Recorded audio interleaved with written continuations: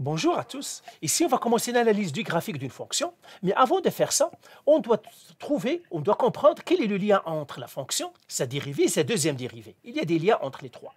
Alors moi, pour simplifier la compréhension, toujours la fonction f, je l'appellerai la fonction mère.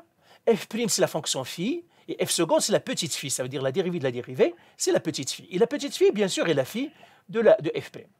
Maintenant, quels sont les liens? Alors, je les ai rassemblés ici dans ce tableau. Quel est le lien entre f et f'?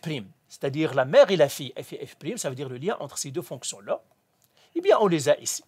Si j'ai un maximum ou un minimum de f, eh bien, ça, l'information qu'il me donne, il me dit que la dérivée f' de x égale à 0.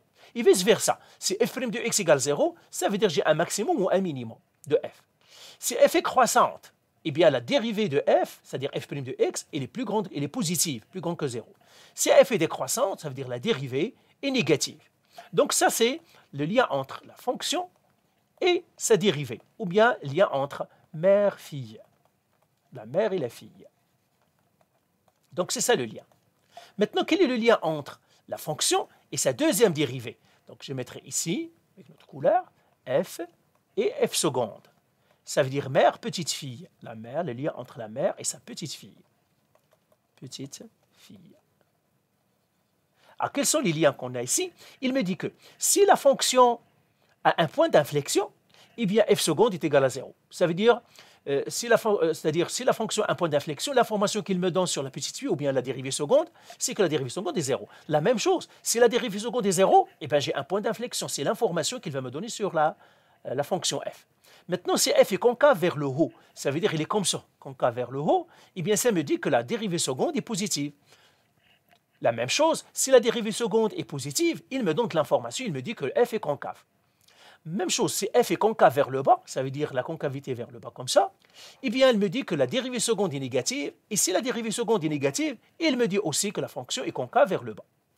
Donc voilà, ça c'est les liens entre la fonction et sa petite fille, ou bien f et f seconde. Maintenant, quel est le lien entre f' et f seconde, c'est-à-dire entre la fille et la petite fille? Mais si on regarde le lien, la fille et la petite fille, ils ont un lien mère-fille. Mère-fille.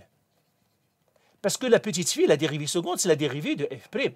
Donc, on aura les mêmes liens qu'on a eu ici au début. Eh bien, c'est ce qu'on a. Si j'ai un maximum ou un minimum de f', eh bien, ça veut dire que f seconde est 0, comme si j'ai f' égale à 0. Donc, si j'ai un maximum ou un minimum de la dérivée prime, eh bien, f seconde égale 0. Si f seconde aussi est égal à 0, ça veut dire que j'ai un maximum ou un minimum pour la dérivée.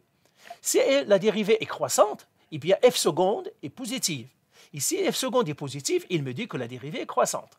Si la dérivée maintenant est décroissante, alors ça me dit que la deuxième dérivée est négative, et vice-versa, si la deuxième dérivée est négative, ça veut dire que la dérivée est décroissante. C'est très important de connaître ces liens-là. Je les ai ramassés dans ce tableau-là.